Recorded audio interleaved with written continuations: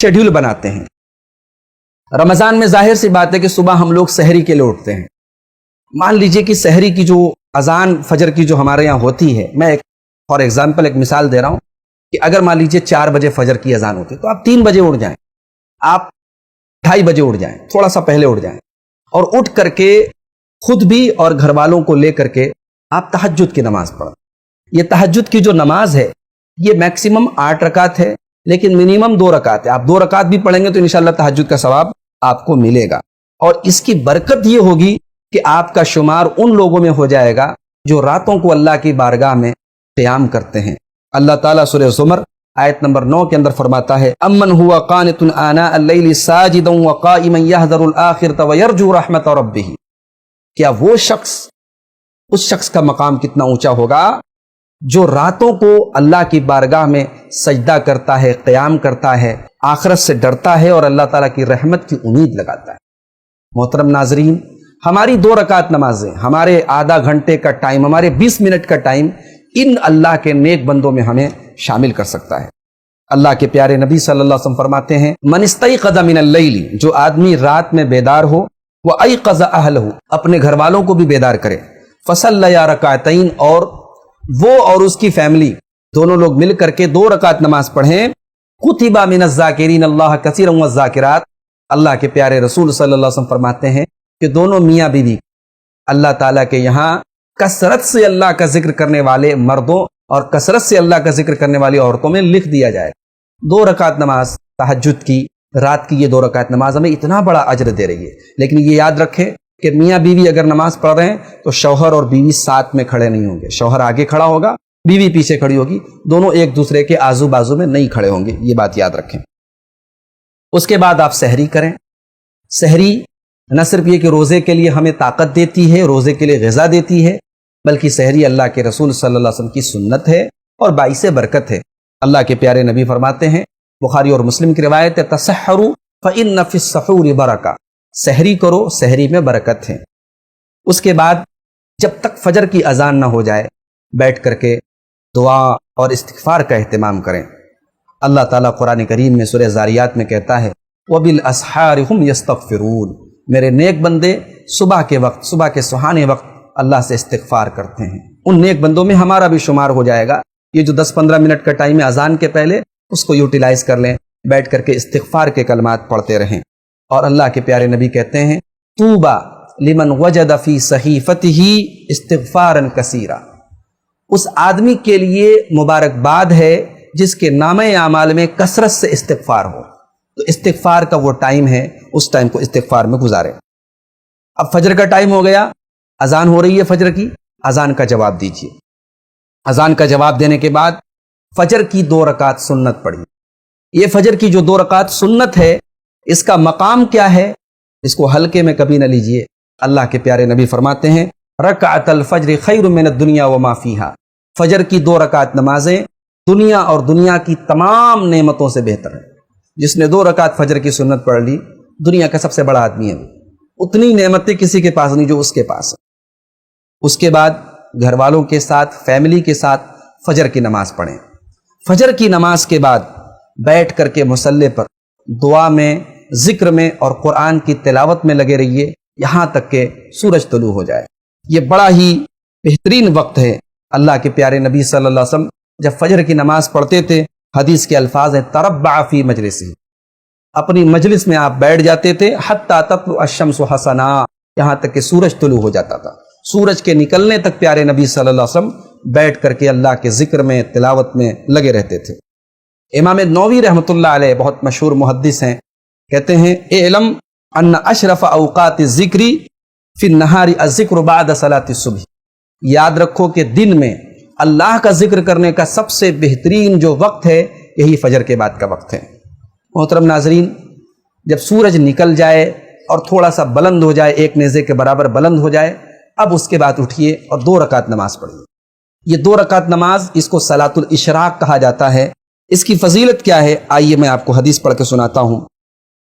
اللہ کے نبی صلی اللہ علیہ وسلم فرماتے ہیں من صلی الغداۃ فی جماعت، جو جماعت کے ساتھ فجر کی نماز پڑھے، ثم قعد یذکر اللہ، پھر بیٹھ کر کے اللہ کا ذکر کرتا رہے حتی تطلع الشمس، یہاں تک کہ سورج نکل جائے.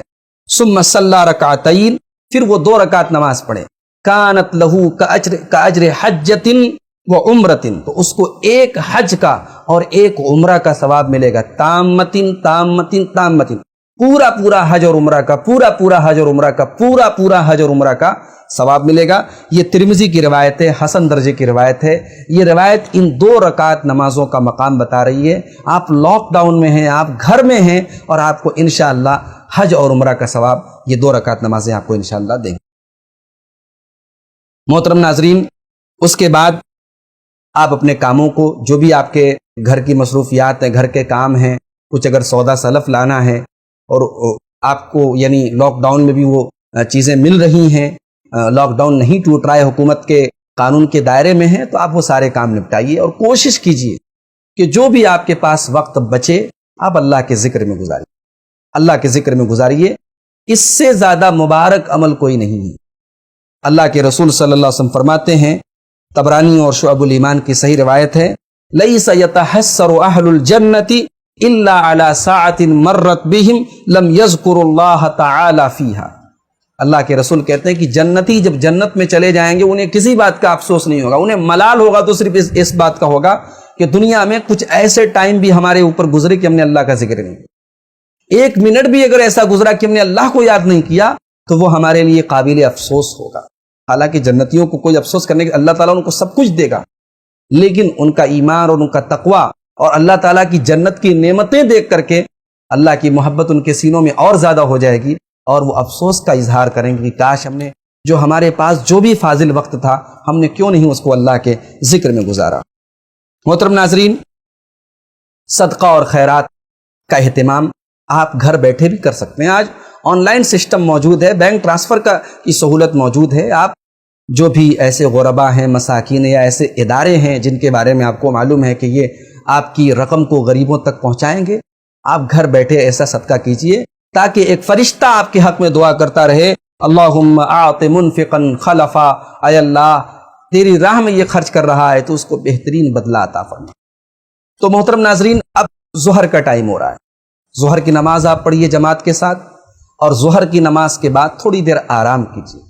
صبح سے آپ نے کام وغیرہ کیا، اب ظہر بعد تھوڑا آرام کر لیجیے. رمضان میں ہمارے بہت سارے بھائی جو یہ شیڈول بناتے ہیں، اس سال میری گزارش ہے کہ یہ شیڈول نہ بنائیں کہ صبح فجر پڑھ کے سو جائیں اور پورا ظہر تک سوتے رہیں.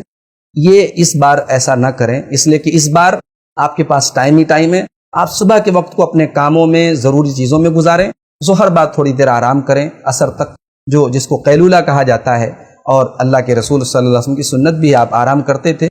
تو وَإِنَّ لِبَدَنِكَ عَلَيْكَ حَقًّا، چونکہ آپ کے اوپر آپ کی باڈی کا بھی حق ہے، تو آپ ظہر بعد تھوڑی دیر آرام کریں. عصر کا وقت ہو گیا، عصر کی نماز ادا کریں جماعت کے ساتھ، لیکن عصر کے پہلے 4 رکعت نفل نماز اللہ کے رسول صلی اللہ علیہ وسلم نے دعا کی ہے. اللہ کے نبی فرماتے ہیں، ابو داؤد اور ترمذی کی روایت ہے، رحم اللہ امرأ صلی قبل العصر، اللہ کی رحمت نازل ہو اس انسان پر جو عصر کے پہلے 4 رکعت نماز پڑھے. 4 رکعت یہ نفل نماز ہے، اس کو 2 رکعت کر کے بھی آپ پڑھ سکتے ہیں اور ایک ساتھ بھی پڑھ سکتے ہیں. یہ 4 رکعت نمازیں اللہ تعالیٰ کی رحمت آپ کے اوپر برسائیں گے انشاءاللہ. نبی اکرم نے دعا کی ہے. اس کے بعد عصر کی نماز پڑھیں. عصر کی نماز کے بعد کوئی مفید کتاب کا لے کر کے اپنے بچوں کو، فیملی کو تھوڑا سا درس دے دیں، تھوڑا سا کچھ درس دے دیں، کچھ نصیحت کی بات. جیسے حدیث کی کتاب ہے، بلوغ المرام ہے، حدیث کی مختصر سی کتاب ہے، اس میں حدیثیں ہیں، مسئلے مسائل کے تعلق سے بچوں کو جانکاری ہو جائے گی. یا پھر اسی طریقے سے ریاض الصالحین ہے، حدیث کی کتاب ہے، اس میں فضائل کے تعلق سے، نیک اعمال کے تعلق سے صحیح حدیثیں، ان کو آپ پڑھ لیں.